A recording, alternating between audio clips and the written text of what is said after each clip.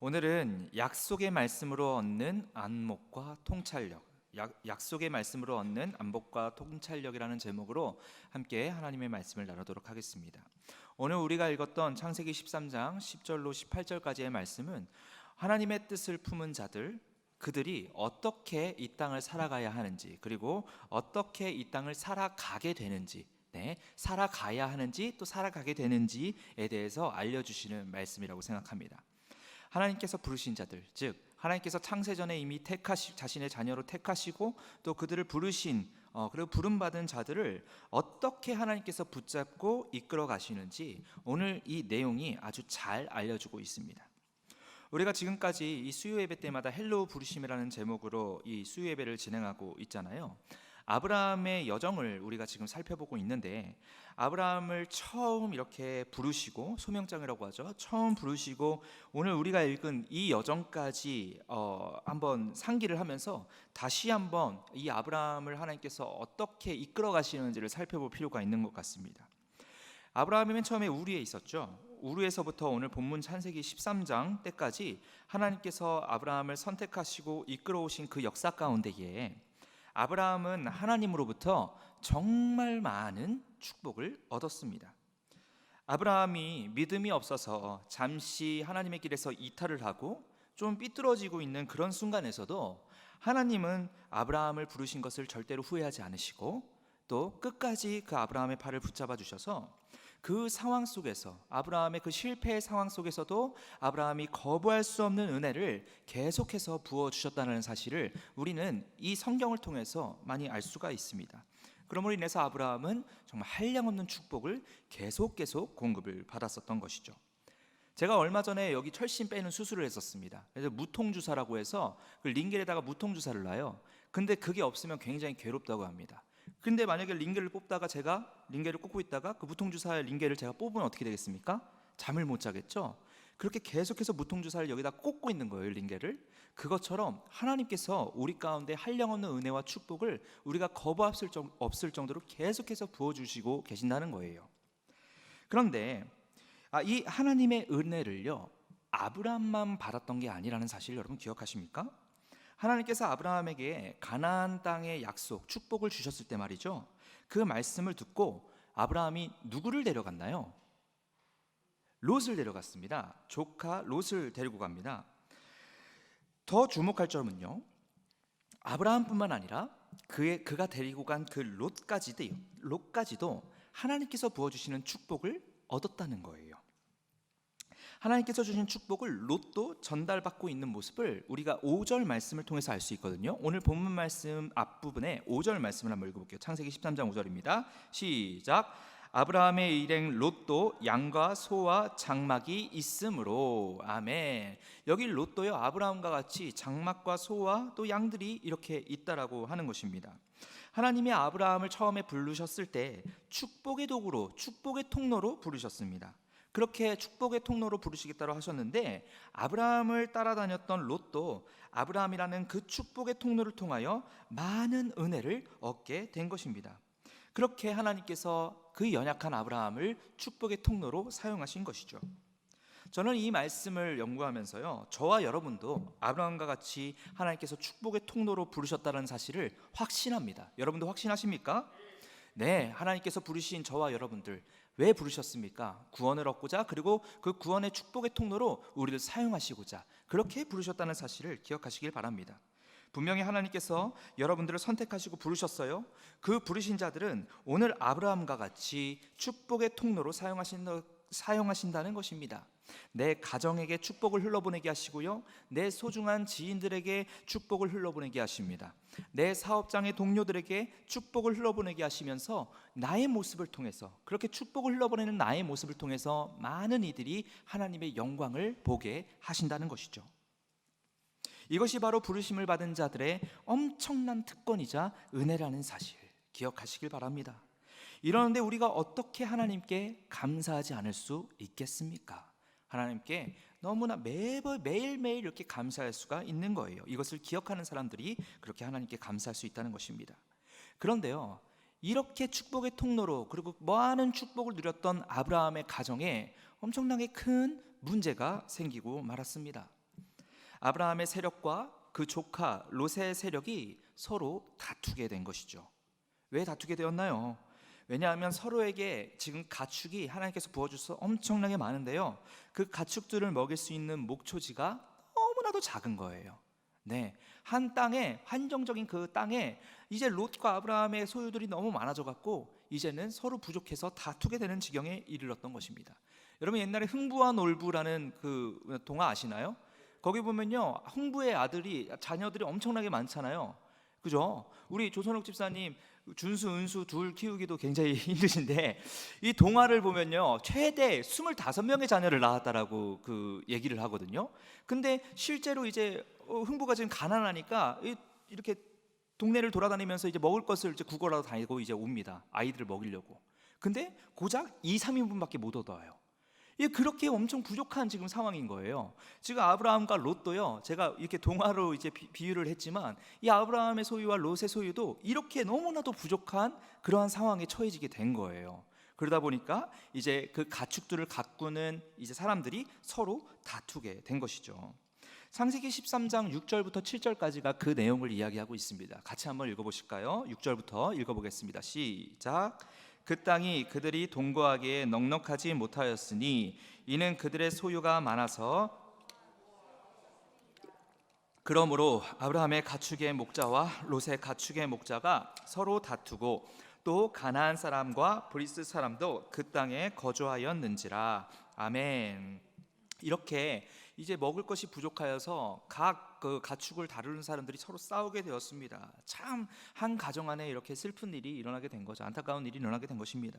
결국 아브라함은요, 서로의 평안을 위해서, 서로의 평안을 위해서 함께였던 집단을 두 세력으로 나누는 결정을 하게 됩니다.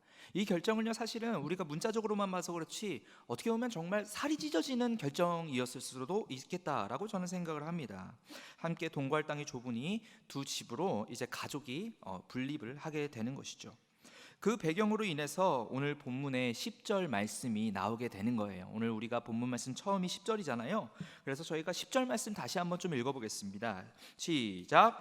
이에 롯이 눈을 들어 요단 지역을 바라본즉 소알까지 온 땅에 물이 넉넉하니 여호와께서 소돔과 고모라를 멸하시기 전이었으므로 여호와의 동산 같고 애굽 땅과 같았더라. 아멘. 네, 이렇게 롯이 지금 자신의 안목으로 이제 다른 땅을 보러 나아가고 있는 모습을 우리가 10절을 통해서 알 수 있습니다. 참 슬픈 상황입니다. 이때까지 아브라함의 여정을 다시 한번 보실까요? 아브라함이요, 하나님의 부르심을 받아서 자신의 고향을 떠나 애굽 땅으로 내려갔습니다. 먼저는 가나안 땅에 갔다가 그 기근으로 인해서 애굽 땅으로 잠깐 내려갔었죠. 그러고 나서 다시 가나안 땅으로 올라오지 않았습니까? 그 모든 시간 속에서 아브라함에게 가벼웠던 시간은 결코 없었습니다. 이게 무슨 말씀이냐면, 낯선 땅으로 발걸음을 처음에 옮기잖아요. 가나안 땅이 낯선 땅이었잖아요. 알지도 못하는 땅이었잖아요. 그 땅으로 발걸음을 옮기는 데 따르는 많은 위기들, 그리고 두려움들이 분명히 있었을 거예요. 그것부터가 아브라함에겐 결코 가벼운 길이 아니었다는 거예요. 가벼운 시간이 아니었다는 거예요. 그리고 두려움도 있었겠죠. 그리고 애굽으로 내려갑니다. 거기서 어떤 일이 있습니까? 자신의 목숨을 살리기 위해서 아내를 누이로 속이게 되는 그러한 상황이 있지 않았습니까?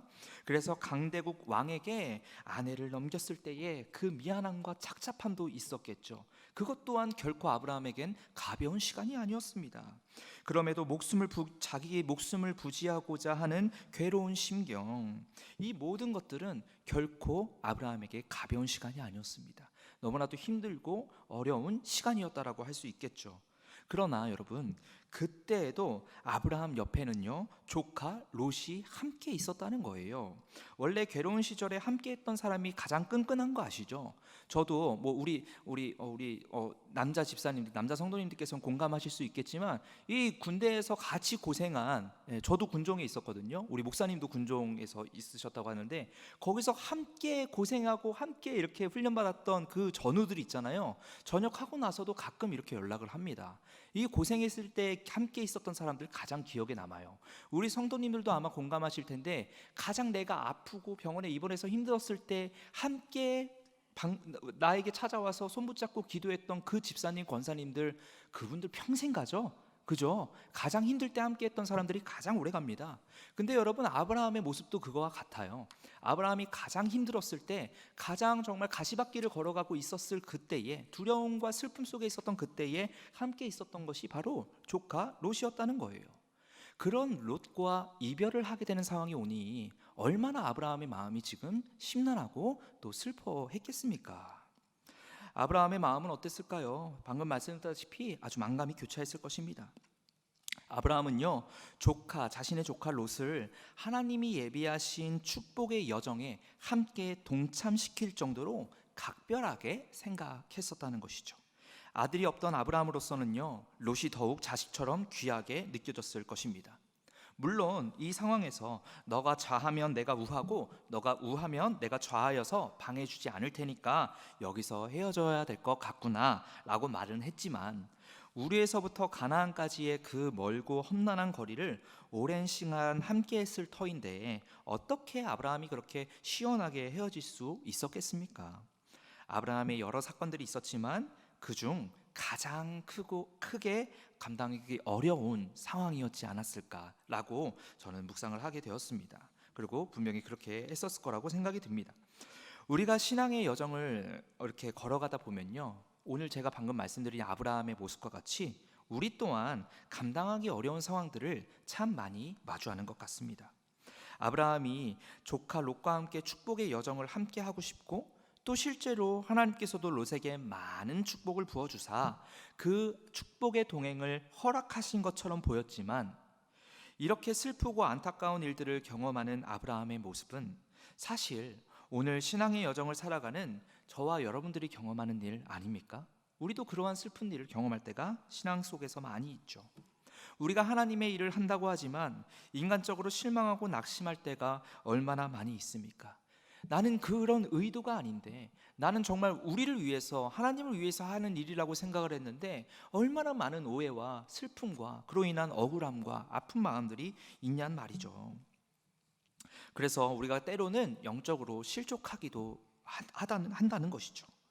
여러분, 근데 아브라함이 지금 여기까지 어떻게 왔습니까? 하나님을 믿고 하나님이 가라는 대로 순종하며 간 것 아닙니까? 근데 아브라함이 어떻게 이렇게 슬픈 일들이 일어나게 된 것일까요?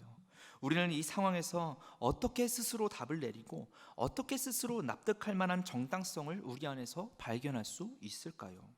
하나님께서는요, 이러한 슬프고 억울한 그런 일들에 대해서 친절하게 설명하시고 나의 마음을 달래도록 설득시키시기보다는 낭망해 있는 아브라함에게 이렇게 이야기하십니다. 눈을 들어라. 눈을 들어라. 14절인데요, 같이 한번 읽어보겠습니다. 시작. 롯이 아브라함을 떠난 후에 여호와께서 아브라함에게 이르시되 너는 눈을 들어 너 있는 곳에서 북쪽과 남쪽 그리고 동쪽과 서쪽을 바라보라. 아멘. 아브라함에게 이렇게 얘기하시는 거예요. 눈을 들어 바라보라. 더 이상 너의 감정을 보지 말고 눈을 들어서 내가 너에게 약속한 것을 바라봐라. 지금 하나님은 아브라함에게 다른 어떤 내 감정이 왜 상한지, 너의 감정을 왜 상하는지 그런 것에 대한 정당한 이유를 설명하지 않습니다. 다만 아브라함에게 다시 한번 자신께서 주신 약속을 상기시켜 주시고 아브라함에게 믿음의 행동을 촉구하고 계신다는 사실을 우리는 이 말씀을 통해서 발견할 수 있습니다. 저는 이것을 보면서요, 하나님이 아브라함을 이끄시는 데 있어서 인간의 감정은 철저하게 배제하시려는 모습을 발견했습니다. 하나님께서 아브라함을 이끄시는 데 있어서 인간적인 감정을 씻어내시고 배제하시려는 모습을 오늘 이 말씀을 통해서 발견했거든요.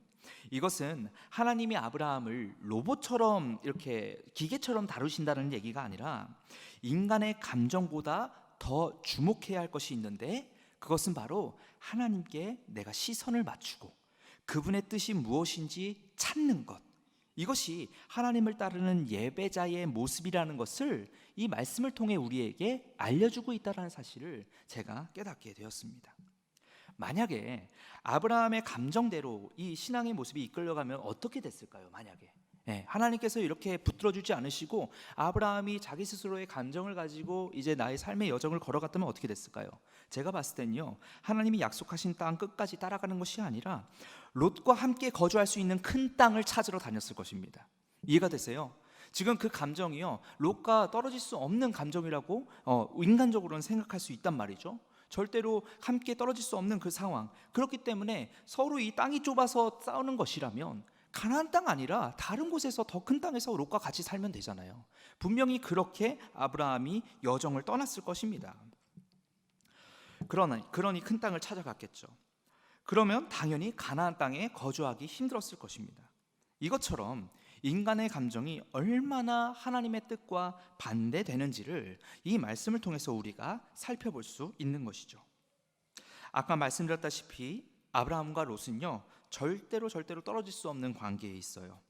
가족과 동시에 많은 신앙의 위기를 함께 걸어왔고 하나님이 주신 축복을 피부로 함께 경험하는 자들 아니겠습니까?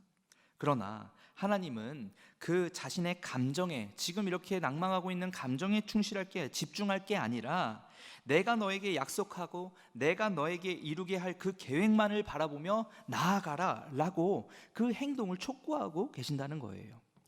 순종의 행동을 촉구하고 계신다는 것이죠. 이를 보아서 우리가 알 수 있는 게 있습니다. 신앙은 감정이 아니라 순종이라는 것입니다.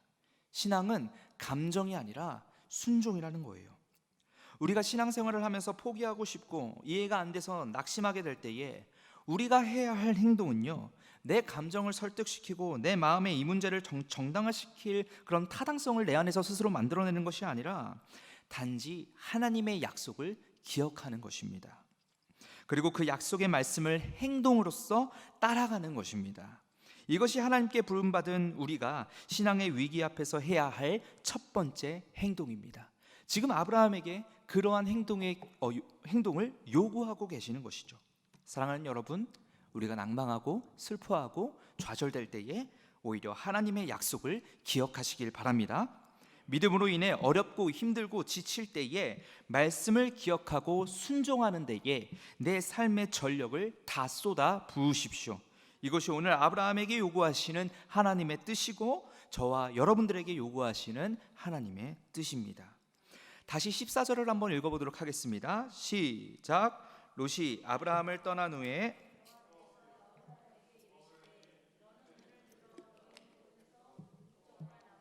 그리고 동쪽과 서쪽을 바라보라. 아멘. 하나님께서는 아브라함에게 동서남북을 바라보게 하십니다. 그리고 지금 그 주변에 있는 모든 땅을 너와 너의 자손에게 주신다고 약속하십니다. 이게 무슨 약속입니까? 아브라함을 만났을 때부터 주신 약속, 하나님께서 아브라함에게 처음 주신 약속 있잖아요. 그것을 다시 한번 깨닫게 해주시는 거예요. 약속을 잃어버리고 자신의 감정에 치우칠 그 위기 앞에 놓인 아브라함에게 이렇게 계속해서 믿음을 심어주시고 붙들어 주신다는 사실입니다. 아브라함이 먼저 하나님 도와주세요 하기도 전에 하나님께서는 아브라함의 자신의 선택한 백성의 연약함을 아시고 그들의 필요를 아시고 하나님께서 먼저 찾아오셔서 약속을 다시 상기시켜 주시고 또 약속에 따른 소망을 부어주신다는 것입니다. 이것이 하나님의 은혜요, 하나님의 사랑이라는 것이죠. 17절을요, 현대인의 성경으로 보면요, 이렇게 표현이 되어 있습니다. 이제 너는 일어나 이리저리 다니며 그 땅을 사방 살펴보아라. 내가 그것을 너에게 주겠다. 17절 말씀이 바로 이것을 이야기합니다. 롯을 떠나보내서 생긴 아브라함의 실망과 외로움을 단순간에 이 약속으로 없애주십니다. 그리고 이전보다 더 큰 확신과 소망을 가지고 비전을 향해 나아가도록 하나님께서 인도하고 계십니다.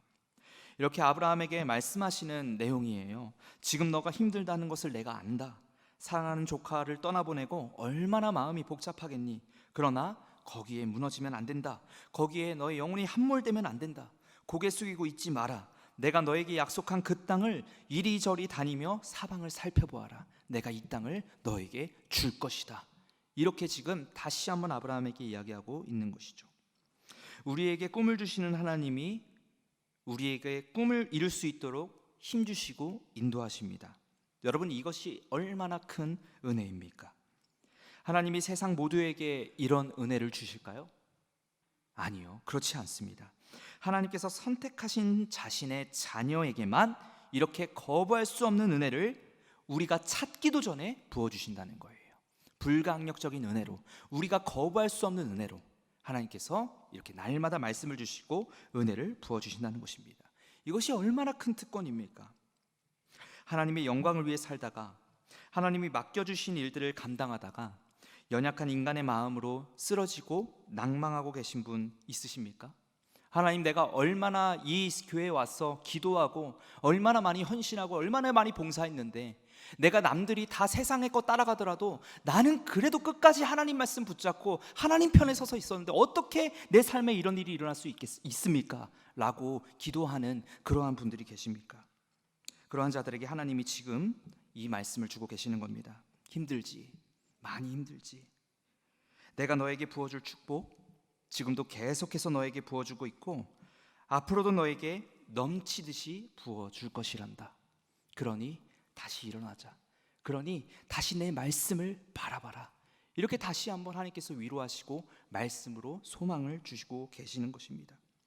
오늘 이 말씀을 통해서 다시 한번 하나님의 비전을 품으시고 하나님의 약속에 내 마음의 시선을 올려드릴 수 있는 그러한 시간이 되시기를, 그러한 예배가 되시기를 주님의 이름으로 소망합니다. 이렇게 하나님의 약속을 기억하고 붙잡는 자들에게 주시는 특별한 은혜가 있습니다. 삶 속에 영적인 안목과 통찰력을 주십니다. 이것은 우리에게 너무나도 필요한 것입니다. 이 세상에서는 여러 가지 갈래길들과 여러 가지 삶의 표지판들이 있기 때문입니다. 하나님의 말씀은 인생의 표지판과 같습니다. 믿으십니까? 우리가 살아가는 이 여정 속에 계속해서 신앙의 표지판을 세워주시고 우리가 올바른 길을 갈 수 있도록 그 표지판대로 따라가게 하십니다.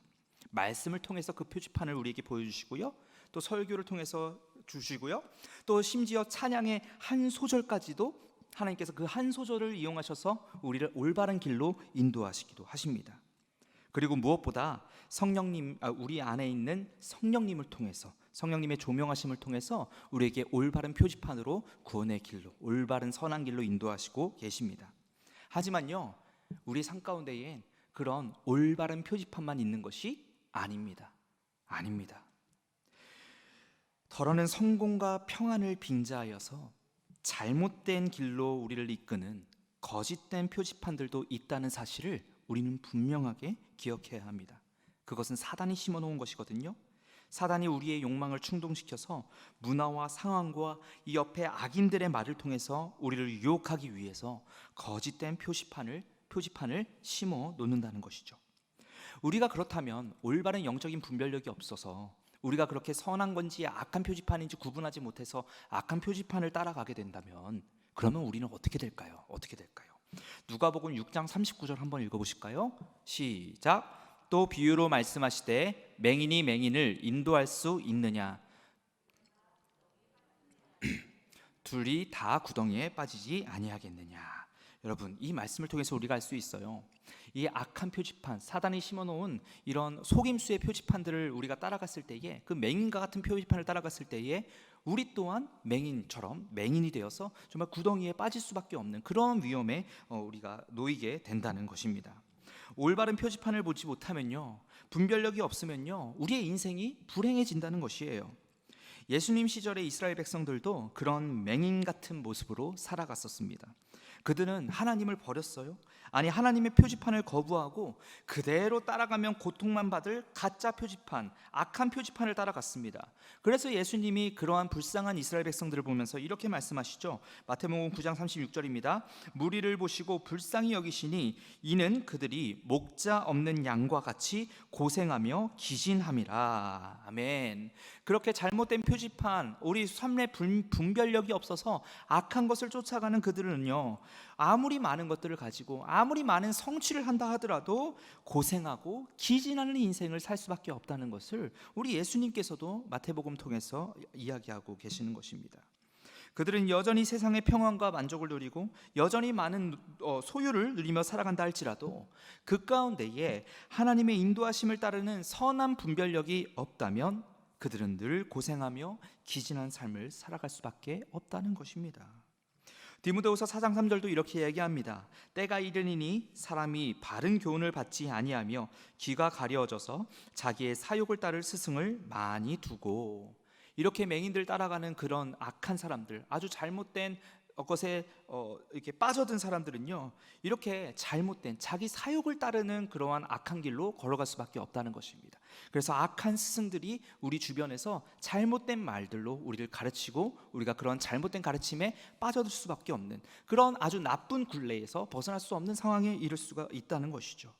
우리 삶 속에서 우리가 걸어가야 할 길은 하나님의 말씀의 길이라는 사실 기억하시길 바랍니다. 하나님의 올바른 표지판을 따라가야 되는 줄로 믿습니다. 여러 가지 삶의 표지판 중에서요, 우리가 하나님이 예비해 놓으신 평안의 길을 선택하고 걸어가기 위해서는요, 이렇게 영적인 안목과 통찰력, 선한 분별력이 필요하다는 사실을 제가 다시 한번 강조해서 말씀을 드리는 것입니다. 어떻게 영적인 안목과 통찰력을 누리는 삶이 가능할까요? 우리가 그러한 아주 기진하고 괴로운 길에 빠져들지 않도록 영적인 선한 분별력이 필요한데, 그러면 그것을 어떻게 그 선한 분별력을 누리는 삶이 가능한 것일까요? 하나님의 말씀을 마음에 새기면 가능한 줄로 믿습니다. 하나님의 말씀을 마음에 새기면 선한 분별력으로 우리가 이 땅을 선하게 살아가게 되는 줄로 믿습니다. 오늘 아브라함이 그렇게 하나님이 주시는 영적인 안목과 통찰력을 얻었습니다. 그래서 가나안 땅을 떠나지 않고 끝까지 하나님의 말씀을 붙잡을 수 있었다는 것이죠.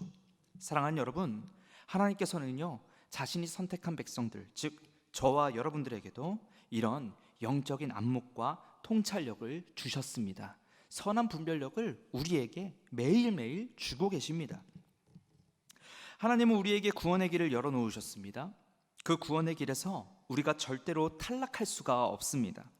예수께서 자신의 제자들 앞에서 하나님 나라에 너희의 처소를 예비하신다고 간다고 하신 말씀은요, 그 가룟 유다를 제외한 11명의 집만을 예비하러 올라가신 게 아니라요, 하나님께서 선택하신 구원 백성들의 처소를 예비하러 올라가신 것입니다. 그 말은 뭐냐면, 이미 하나님께서는, 주님께서는요, 우리 예수님을 믿는 저와 여러분들의 그 천국의 처소를 지금 이미 준비하고 계셨다는 거예요. 하지만요, 그것을 우리가 확신하면서 믿는 것과 동시에 우리가 또 반드시 기억해야 될 것이 한 가지가 더 있어요.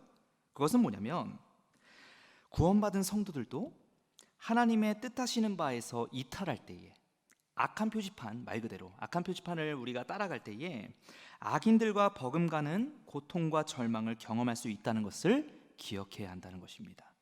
이것은 분명합니다. 이것은 그리고 심각한 문제입니다. 아주 큰 예가 오늘 여기서 나오는 롯입니다. 롯이 그렇게 자신의 뜻을 따라서 살아갈 때에 결국 소돔과 고모라에서 어떤 일이 일어나게 되는지 여러분들 너무나도 잘 알고 계십니다. 그리고요, 더 나아가서 우리 하나님의 마음에 합한 자라고 평가를 받았던 다윗도 그렇게 일시적으로 고통의 순간을 경험했습니다. 하나님의 위대한 구원 역사를 경험했던 다윗, 그 중간에 다윗이 꼬꾸라짐으로 말미암아 가족에게 벌이 임했습니다. 그 벌로 그 가족의 아주 피가 넘쳐났습니다. 그리고 그의 후궁들은 정말 입에 담기도 있는 그런 범죄에 연루가 되었습니다. 가족에게 피해 살육이 자행되었고요. 이 모든 것들은 너무나도 끔찍한 일이었습니다. 뿐만 아닙니다. 다윗이 노년의 때에 하나님보다 자신을 더 믿고 또 과시를 하여서 인구 조사를 했습니다. 다윗이 이 노년의 때에 그랬어요. 그래서 단에서 부엘세바까지 무려 7만 명의 백성이 하나님의 진노로 목숨을 잃었습니다. 단에서 부엘세바는 그냥 이스라엘 전체를 얘기하는 것이거든요. 그때 7만 명이 죽었는데요, 이 내용을 보면요, 참 정말 조금 섬뜩합니다. 이게 뭐냐면, 이때 당시에 인구 조사했을 때 이스라엘 백성이 80만이고 유다가 50만이었어요. 총 130만이거든요. 여러분, 130만 명 중에 하나님께서 진노하심으로 7만 명을 죽이셨다는 거예요. 전염병으로. 이것을 제가 어제 계산을 해봤거든요. 사실 제가 숫자에 약해갖고 아내한테 부탁을 했어요. 이것 좀 계산 좀 해주라고. 그러니까 5%의 인구가 죽었다라고 지금 결과가 나오는 거예요. 5%가. 근데 제가 여러분 한번 계산을 해보니까요, 코로나 80억이잖아요. 우리 전체 인구가. 거기서 공식적으로는 550만 명이 죽었다고 하거든요. 코로나도 엄청나게 심각한 것이었잖아요. 근데 이거 퍼센테이지 보니까요, 0.07%가 죽은 거예요. 0.07%가 죽은 게 코로나였어요. 근데 이때 당시에 다윗의 잠깐의 그 죄악으로 말미암아 하나님께서 진노하셨을 때에 죽었던 인구가 전체 인구의 5%였답니다. 이 얼마나 절규와 괴로움이 가득한 징벌이었는지 우리가 알 수 있는 것이죠. 죄의 결과가, 제가 이렇게 말씀드리는 것은요, 죄의 결과가 이렇게 끔찍하고 참혹하다는 것을 제가 말씀드리고 싶은 것입니다. 우리가 올바른 길로 걸어가기 위해서는요, 하나님이 보여주시는 길만 구분해서 보고 하나님이 약속하신 것만 구분해서 들어야 합니다. 이것이 선한 표지판을 따라가는 삶입니다. 이것이 우리가 그런 괴로운 죄악의 구렁텅이에 빠지지 않는 유일한 방법입니다. 하나님의 말씀만을 듣고 하나님께서 말씀하시는 것만 들으며 살아가는 것, 그거대로 우리가 순종하며 살아가는 것, 이것이 바로 우리가 하나님께서 주시는 축복을 아브라함과 같이 얻으며 살아갈 수 있는 방법이라는 것이죠. 그렇게 살기 위해서 필요한 것이 바로 영적인 안목과 통찰력이라는 것입니다.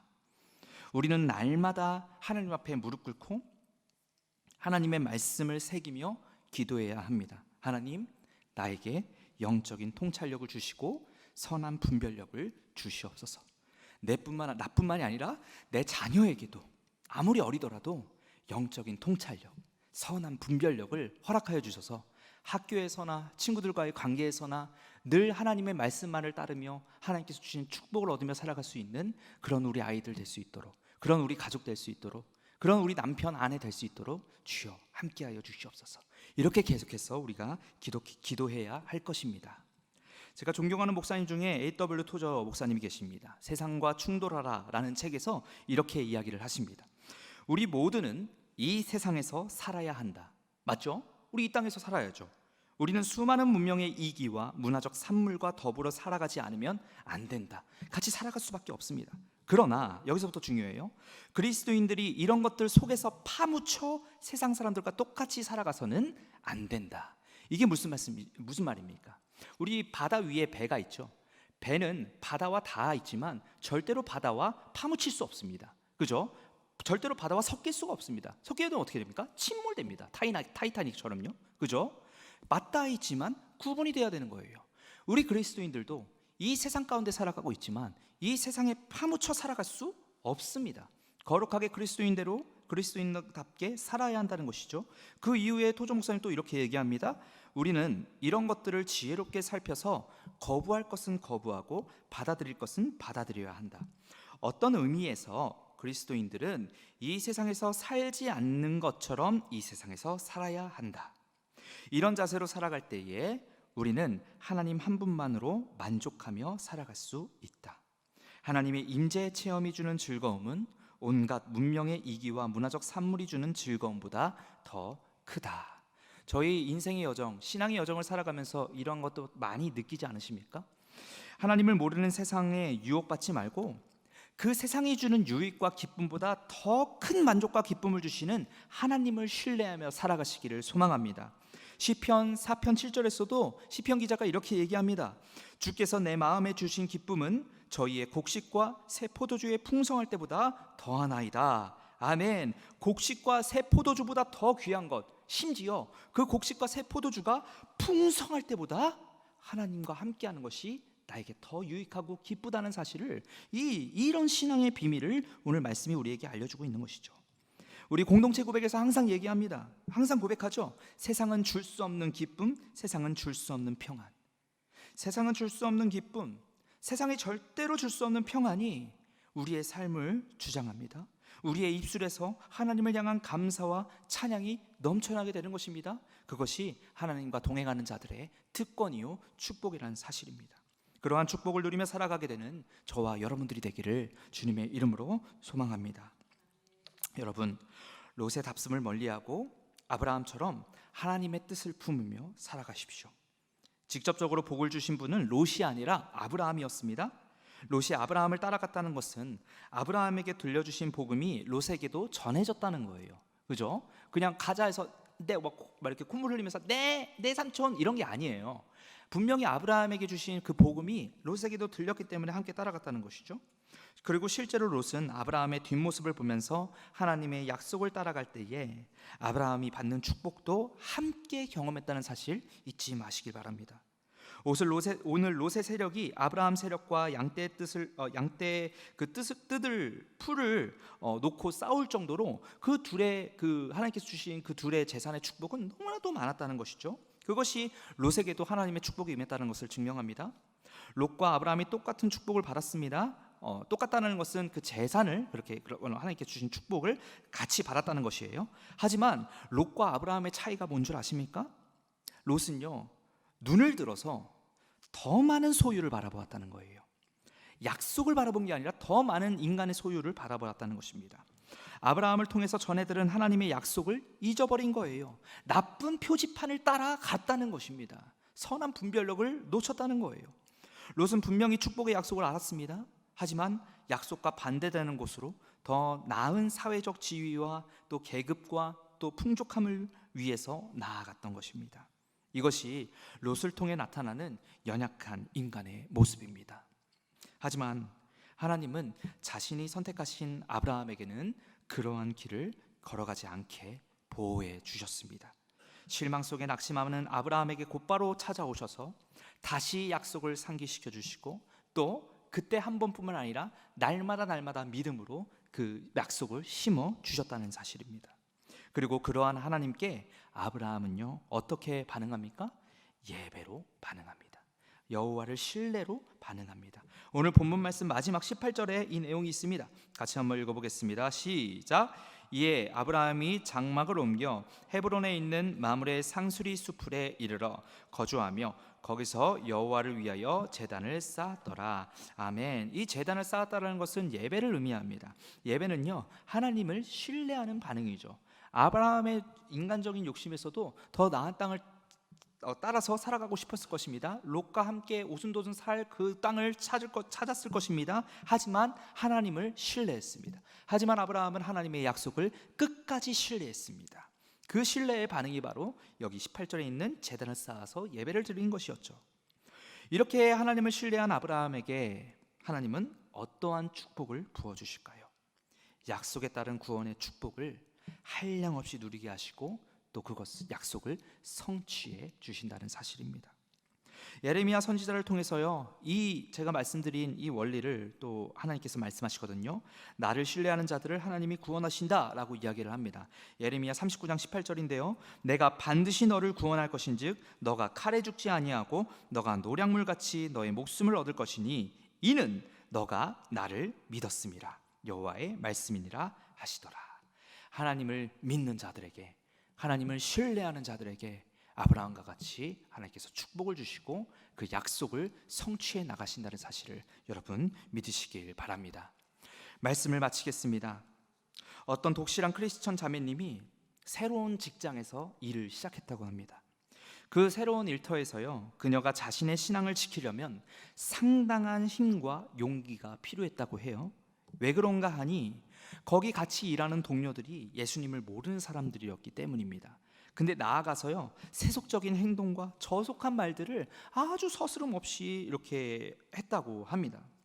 처음에는 그 크리스찬 자매님이 동료들의 세속적인 습관에 자신도 무의식적으로 젖어들게 되진 않을까, 신앙의 어떤 위기, 신앙의 유혹 앞에서 내가 넘어가게 되지 않을까 두려워했다고 합니다. 그런데 이게 날이 갈수록 그렇게 기도하면서 살아갈 때에 그녀의 마음속에서 그들의 생활 방식과 더욱 확실하게 구별되고자 하는 선한 분별력이 생겨난다고 이야기를 합니다. 계속해서 나에게 하나님께서 선한 분별력을 주셨다라고 간증을 하게 되는 거예요. 자신이 더 이상 그들의 환경, 그런 예수님을 믿지 않는 자들의 환경과 악한 분위기에 오염되지 않는다는 사실을 발견하면서 굉장히 놀랐다고 합니다. 그래서 집에 온 다음에 먼 훗날 이제 목사님이신 자기 아빠한테 이것을 이제 간증했다고 해요. 그때 그 목사님이신 아버지가 이 딸에게, 크리스찬 자매님에게 이렇게 설명을 했다고 합니다. 하늘을 나는 비둘기가 씻지도 않은 채 아무리 더러운 곳을 두루두루 다녀도 그 새의 몸이 더러워지지 않고 항상 깨끗함을 그대로 유지할 수 있는 이유는 비둘기의 날개에서 끊임없이 세척제 역할을 하는 기름이 흘러나오기 때문이란다. 비둘기가 이런 방식으로 깨끗함을 유지하듯이 우리 마음이 항상 말씀에 충만해져 있으면요, 성령의 기름이 우리의 죄를 씻어서 죄의 더러움에서 순결함을 지키게 해줄 것입니다.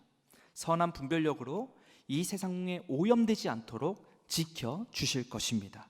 로마서 8장 1, 2절이 이것을 이야기합니다. 그러므로 이제 그리스도 예수 안에 있는 자에게는 결코 정죄함이 없나니 이는 그리스도 예수 안에 있는 생명의 성령의 법이 죄와 사망의 법에서 너를 해방하였음이라. 아멘. 그러므로 이제 예수님 안에 있는 저와 여러분들 하나님께서 보호하시고 지켜주시고 그 약속의 구원의 길로 계속해서 보호하시며 이끌어 가신다는 사실 여러분 기억하시길 바랍니다. 그러니 여러분 예수님 안에 거합시다. 약속의 말씀 안에 함께 거합시다.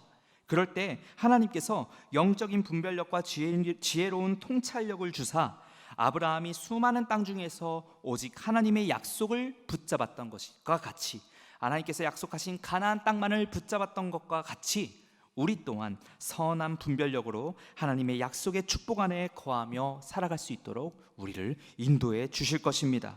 하나님을 끝까지 믿으며 영적인 분별력과 통찰력으로 하나님이 주신 축복을 누리고 구원의 길을 담대하게 살아나갈 수 있는 축복을 험치듯 얻을 수 있는 그런 저와 여러분들이 되기를 주님의 이름으로 간절히 소망합니다.